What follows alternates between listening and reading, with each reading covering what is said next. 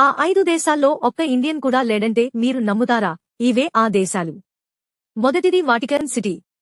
Rome దేశంలోని Vatican city ప్రపంచంలోనే అతి చిన్న దేశం. ఈ దేశంలోని కేథలిక్ చర్చ్ ప్రముఖ ఆధ్యాత్మిక కేంద్రంగా ఉంది. ప్రతి ఏటా భారతీయులు వాటికన్ సిటీ సందర్శిస్తుంటారు కానీ ఎవరూ అక్కడ నివాసం ఏర్పరచుకోలేదు. ఇక రెండవ దేశం శాన్ మారినో. ఇటలీలోని ఎపెనిన్ పర్వతాల్లో ఉన్న శాన్ మారినో ప్రపంచంలోని ప్రాచీన రిపబ్లిక్ దేశాల్లో ఒకటి. అద్భుతమైన వాస్తుకళ, సుందర దృశ్యాలు, సముద్ర తీరానికి ఈ దేశం ప్రసిద్ధి.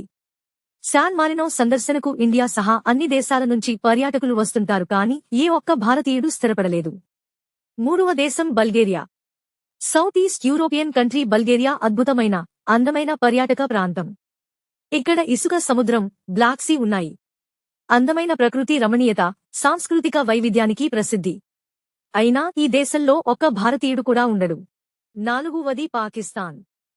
ఈ దేశం పేరు విని మీరు ఆశ్చర్యపోయి ఉంటారు. అదేంటి పాకిస్తాన్లో ఇండియన్స్ లేకపోవడమేంటని?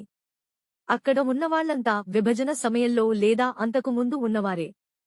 విభజన జరిగి 77 ఏళ్లు పూర్తయ్యాయి. రెండు దేశాల మధ్య తరచూ ఉండే ఉద్రిక్త పరిస్థితులు, టెర్రరిస్టు దాడుల నేపథ్యంలో పాకిస్తాన్లో ఏ ఒక్క భారతీయుడు స్థిరపడలేదు. ఆఖరుగా తువాలు. పసిఫిక్ మహాసముద్రంలోని అందమైన దేశాల్లో ఒకటైన తువాలు ప్రపంచంలో అతి చిన్న, అతి తక్కువ జనాభా కలిగిన దేశం. ప్రాచీన సముద్రతీరానికి ఈ దేశం ప్రసిద్ధి. ప్రతి ఏటా భారతీయులు ఇక్కడికి కూడా వస్తుంటారు.